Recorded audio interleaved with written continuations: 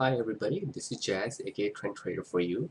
So this week we're gonna continue on to the setting up stock charts beginner level that we started last week on 8/21st, 2014. So I'll be wrapping it up today and by adding a few more things onto it. So this will help the beginners as well as a little bit of information is also in there for intermediate level also. So after this whole two-part series of presentation, you should be able to set up your charts and basically, get started in possibly simulation or paper trading. Okay.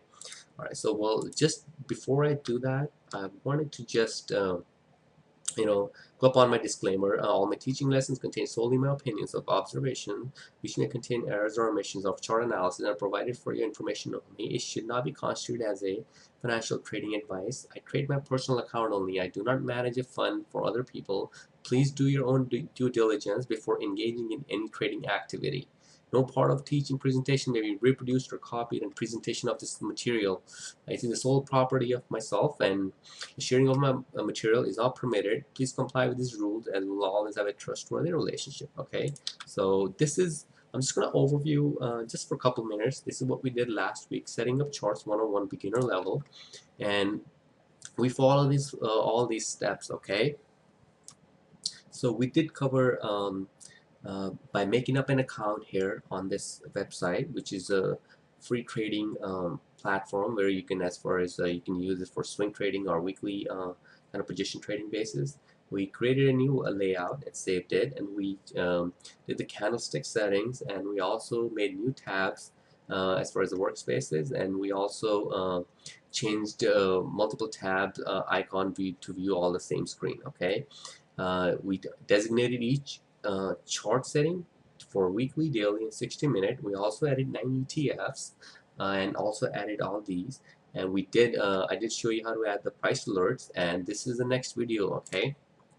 And by the way, if you're new to this, you can go on to here's my the link on the YouTube, and all you gotta do is you can look up for this, or you can just type in a trend trader for you, and it'll show up all my the videos on there. You can subscribe to it, that way every time there is a new video, you'll get it. So just search for the setting up stock charts beginner level part 1 8/21/14, and this will show up, and this has a whole presentation of how we set up the chart and how we edit everything. Again, this is mainly focusing on the beginners. Okay, so this will be the new presentation will be added on a part of this. So it will be setting up stock chart beginner level, intermediate level, part 2. Okay, as of today. So what we're gonna do this time is we're gonna set up charts, and we also including some of the tips for intermediate level also. Okay, so this continued presentation is meant for beginner, intermediate level trader who wants to start analyzing charts technically.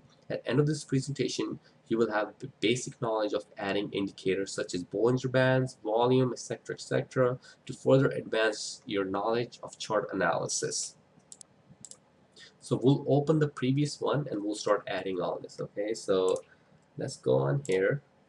So this is what we're gonna do is, again, this is a chart setup from last week. You have hourly chart here, you have daily, and you have the weekly chart. Okay, well, since most of the stuff that I'm adding on to is daily, so I'm gonna explode this. Okay, I'm gonna expand this chart. So click on it, see how it gives me daily, weekly, hourly. Just gonna click on daily. I'm gonna zoom in. Okay, and so the next step is add indicators such as Bollinger Bands and volume. So if you go to indicator, add indicator, type in B, or you can actually search for B, a Bollinger Bands. Click on this and add it onto the price history. Okay, now you can see your Bollinger Bands. Um, so if you go on here, you can edit, you can change the shading, or if you don't want any shading, I usually don't like the shading.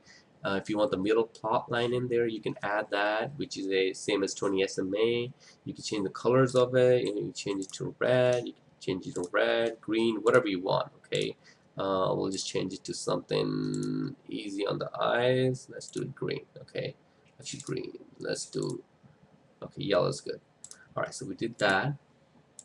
Next we'll do is we'll add 20, 50 to 100 SMAs. By the way, the volume is already down here, and I don't need to see the 50 average of 50 line in there, so you can expand it like this. Um, so let's add indicator. So all you have to do is if you type in M, it'll take you to the moving average, or you can scroll down and search for it. Okay. Oops, what I did. Let's delete this. So add indicator. Let's just scroll down. Moving average right there. Price history. Always add into price history. Okay, we did 50. Let's add another one. Moving average. Price history. Add another one. We're gonna add 3, 20, 50, and 200. Right. Add another one. Okay, so you're gonna go to click on this. You're gonna edit it. You're gonna change this to 20. You can change the color if you want. We're gonna go to 50. We're gonna leave it. Okay, let's change the color on the 20 from. Let's do red, and let's go to. We have the 51. Let's go to 200. Um, Type in 2. I'm gonna change this color on this. Let's do green, and we can change the line style. Let's make it a little bit thicker. Okay, or you can make it even dash line if you want. Okay, so here you have. You have a 20, 50, and 200. So these are moving averages. Again, I'm just adding the indicators on here. I'm not going to talk about what they do and how you can trade off of them, or how you can use them as far as to take a trade. I actually do not trade off of them, but always use all these indicators to help you get in a trade. Okay, they're always used as confirmation, not as entries, maybe as exits, but I don't really rely on them until I get to a point where I need a confirmation. Okay, so the next part is adding average true range, ATR. So add indicator, actually average true range, and you see how it pops up in here. I'll show you a little trick. If you don't want too many of the panels in here, you can delete this. You can go to volume and add indicator. Okay, make sure you click on volume, add indicator, then you type in average to your range. See how it kind of plots in there? Saves you a lot of kind of real estate space, right? You want to look at most of the chart than the indicator itself. And the last one we're gonna add is add statistics, which I would like to have separate. Statistic is right here. So you have another one, and you have volume. So we'll just do this. Okay. So there it is. We added all these indicators. Again, this wasn't daily. Hourly, we're not doing anything, and the weekly, we're not doing anything. If you really want, you can add moving average of 40 week, 40 week moving average. Okay, it's kind of a good trending line that you can say. All right. So there it is, all your indicators, and we added Bollinger Bands, we added volume, 20, 50, 200, ATR, statistics. Okay, so what I want to caution you is do not use more than 3 indicators at a time. Okay, if you're, for instance, if your Bollinger Band is saying buy and your stochastic is not saying buy, but you have another indicator that's saying buy, it's just adding so much confusion. You, first of all, you want to always base your entries on the price movement actually. Okay, you don't want to base your price movement based on these SMAs. These are lagging indicators. Okay, and I'll quickly explain again. I'm not good at explaining the mathematical equation behind these, but I'll try my best, okay? Because I don't believe in them. I believe in them as far as confirmation, but not sole purpose for taking an entry. So, for instance, you have this 20 SMA, right? What if you click on it? You see this right around here. You'll see moving average 20. It says 98.35. So what it does, what that means is it's gonna calculate a point for last 20 days, right? It's gonna calculate the price for last 20 days. So basically it'll be 84.93. Actually the price will be the last 85.07, 89.19, 89.33. It's gonna keep on doing till the very beginning of the last 20th day. It's gonna add all those prices and divide it by 20. It's gonna give you a point, and that point or that price is plotted on as this SMA, which is today 98.35. It calculated last 20 points, 20-day prices divided by 20, and gave you a point today. My question is that to a lot of advanced traders or trade off of it, what if this next day price, supposedly if they're using this for support, what if price tomorrow just shoots down all the way down here? This is negated. 50 is negated, right? So how are you basing your entry based on this? It's just, the way uh, I don't understand.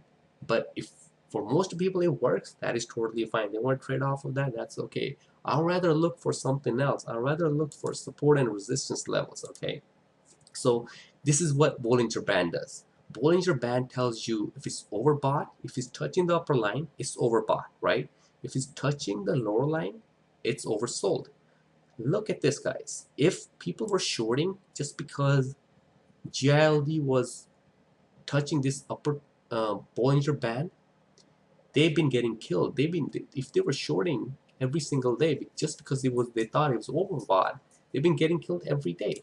And this is exactly what I meant. You can't trade off of these. You have to, for instance, let's see this one, right? It was touching this, came down here, and it's the Bollinger Band said it was oversold. Time to buy, according to the indicator, right? If you bought it here, great. You actually bought here, and price from 66 went up to 76. Great move, right? But it's just not going to happen all the time. Look, right here, it was oversold here, oversold here, oversold here. This time it worked.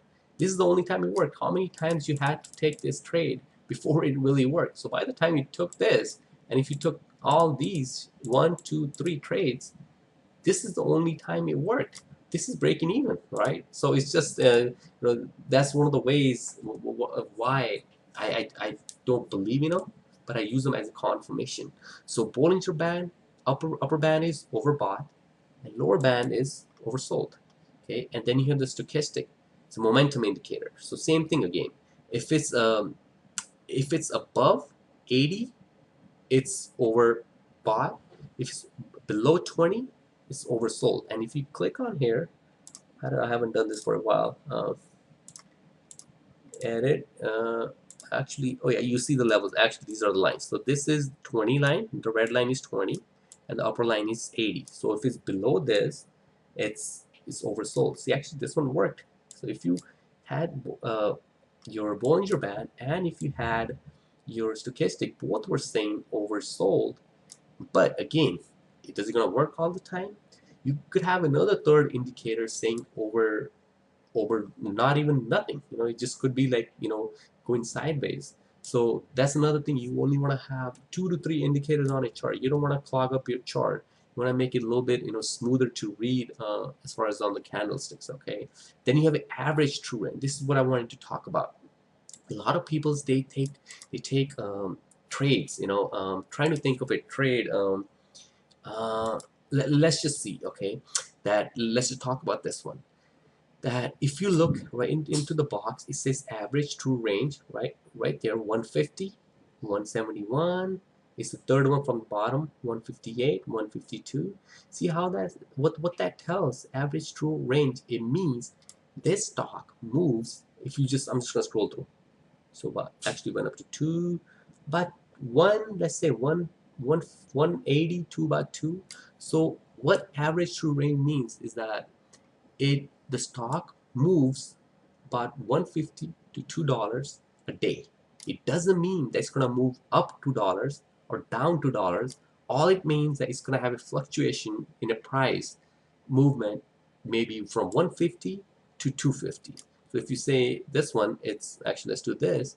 84.77, 84.89, went up to 88. So that kind of makes sense. 88.29, right? So that moved a lot more than couple of points, but that's what true range is. So you always want to trade something that moves enough, okay, as far as day trading. That's why a lot of people, when I see them posting trades, and it kind of wonders me. I'm like, okay, they might be taking a trade, but the stock, it moves only a little bit. But again, it all depending on, this is it's a indicator again, right? It's just telling you. It doesn't mean that it's gonna move, not gonna move over $2 a day, but it's a good indicator for scanning, right? I use all these for scanning tools. I have a bunch of scanning parameters that I use, and they work. Just because when you try to put everything together, at the end you're gonna get something that's gonna give you, okay, this is a tradable, this is not a tradable. Okay, then you have the volume, which was already there. So that's it, guys. This was added on here, and again, this is important. Always use indicator in confluence to support and resistance levels. Okay, so make sure you watch my first video and then come to this one if you are a beginner. If you're an intermediate, you probably don't need the first video. Just watch this one and you're totally fine with that. Again, you can do the whole thing on weekly, you can do the whole thing on hourly, whatever you want to do. Candles are candles. If I did this, okay, so if I did this right, can you tell me what time frame we're looking at? You really can't. So candlesticks are candlesticks. It doesn't mean each candle could be an hourly candle. Okay, it could be just basically a weekly candle, or it could be monthly candle. It doesn't really matter. So, but what they do, they tell us the price sentiment, bullish or bearish. When to apply and blah blah blah. Okay, so I'm just gonna do that, and then I'm gonna show you one more thing. So here's the thing, guys. I'm gonna do my very first webinar, um, and gonna be talking about a trade plan. Believe me or not, over 90% of the traders out there don't have a trade plan. They are taking trades left and right, and mostly probably getting stopped out, but they don't have a trade plan. You have to have a trade plan, and this is what the webinar is going to be about. I'm gonna show you what to look for, what kind of a stuff that you can add on to your daily trade plan or daily routine that can help you become a successful trader. And I'll show you what areas you can add to limit your losses and to have a successful um, trade plan as far as where you can enter, exit, or stop. And I'll add broad market in there, how to look at the broad market. I'll add how to look at the Asian market. I'll add a bunch of other stuff that's gonna basically get you step ahead from other traders. And I only have, if I do this, so I only have 100 seats available, because that is the believe it or not, I had to spend quite a bit of money to get this software. I only had 100 seats available, and my members are about over 100 easy. So once I send them an email, whoever replies back that they want to be on this webinar, of course, a date and timings will be notified. I'm not there yet, but in a couple weeks, I will definitely be putting out the webinar. But I'll let you know the timings way before that. So if you're not on the free mailing list, sign up here, as members will be given the first priority. Okay. So again, it's gonna be about a trade plan to get, and it'll work for beginner, intermediate, or even advanced level. All you gotta do is print it out, print a couple pages of your trade plan, keep it right in front of you every single day. You take every single week or every single month, you start to initiate a trade and follow those steps, and it'll help you. I'll give you kind of like a sample, and then at the end I'll give you I'll give you a good amount to decide if you wanna have me make a trade plan for you. Okay, you guys take care, and I'll be talking to you soon. Thank you. Bye.